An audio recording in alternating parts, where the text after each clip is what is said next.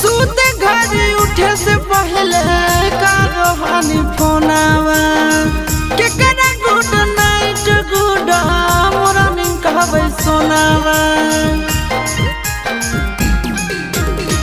सूते घड़ी उठे से पहले करो हानि फोनावा केकरा गुड नाइट गुड मॉर्निंग कहबै सोनावा।